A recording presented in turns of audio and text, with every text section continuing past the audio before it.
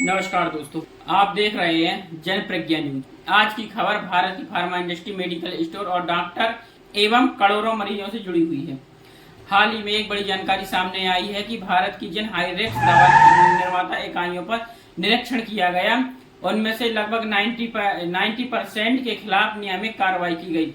अब सवाल है कि आखिर यह कार्रवाई क्यों हुई? क्या भारत की दवाइयां सुरक्षित हैं? क्या मेडिकल स्टोर पर मिलने वाली सभी दवाइयां सुरक्षित हैं? और आम जनता पर इस पर क्या असर पड़ेगा और आम जनता को इसकी क्या सावधानी रखनी चाहिए?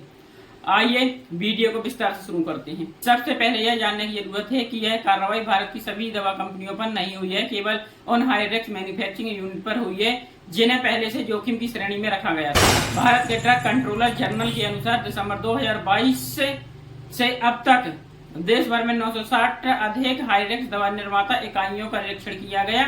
इनमें से लगभग 860 इकाइयों के खिलाफ नियमित कार्रवाई की गई। अब सवाल उठता है कि किसी फैक्ट्री को हाईरेक्स में क्यों माना जाता है? ऐसी फैक्ट्रियां जिनके खिलाफ पहले से शिकायत मिली हो, जिनकी दवाओं की गुणवत्ता खराब रही हो, या जीएमपी का पालन न किया हो, या उस यूनिट ने पहले कभी रिकॉल किया हो, उन्हें प्राथमिकता के आधार पर निरीक्षण किया गया। अब बात करते हैं कि यह अभियान शुरू कैसे हुआ। साल 2022 में भारत में बनी कुछ कफ सिरपों के संबंध में विदेशों में बच्चों की मौत से जुड़ा मामला सामने आया। इसके बाद भारतीय दवा नियामकों ने पूरे देश में दवा निर्माण इकाइयों में व्यापक जांच शुरू कर दी। उद्देश्य था कि भविष्य में ऐसी घटनाओं की पुनरावृत्ति न हो, भारत की दवा गुणवत्ता पर दुनिया का भरोसा फिर से मजबूत हो।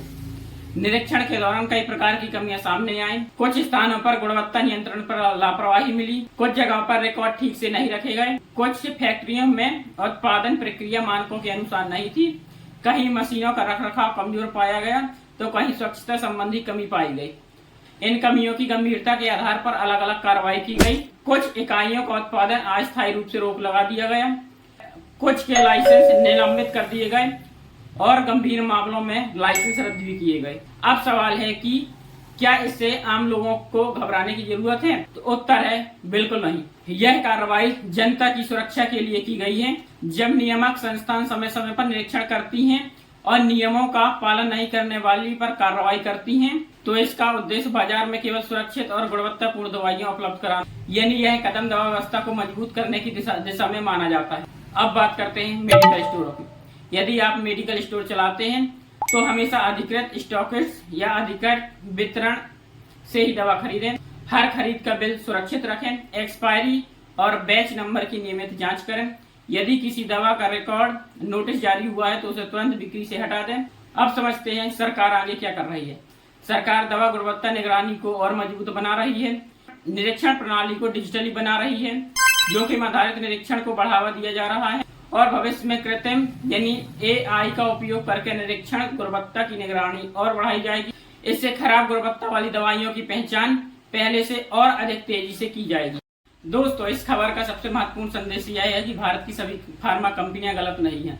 कार्रवाई केवल उन इकाइयों पर हुई है जहां निरीक्षण के दौरान गंभीर कमियां पाई गई। यह कदम मरीजों की सुरक्षा एवं गुणवत्ता और भारत की फार्मा इंडस्ट्री की विश्वसनीयता बढ़ाने के लिए उठाया गया है। आप इस विषय पर क्या सोचते हैं? क्या दवा निर्माण इकाइयों पर सख्त कार्रवाई होनी चाहिए? अपनी राय कमेंट पर जरूर बताएं। अगर आपको यह जानकारी उपयोगी लगी हो तो वीडियो को लाइक करें, अपने दोस्तों के साथ शेयर करें और चैनल को सब्सक्राइब करें। ऐसे ही तथ्य एवं भरोसेमंद समाचार देखने के लिए जन प्रज्ञा न्यूज को सब्सक्राइब करें।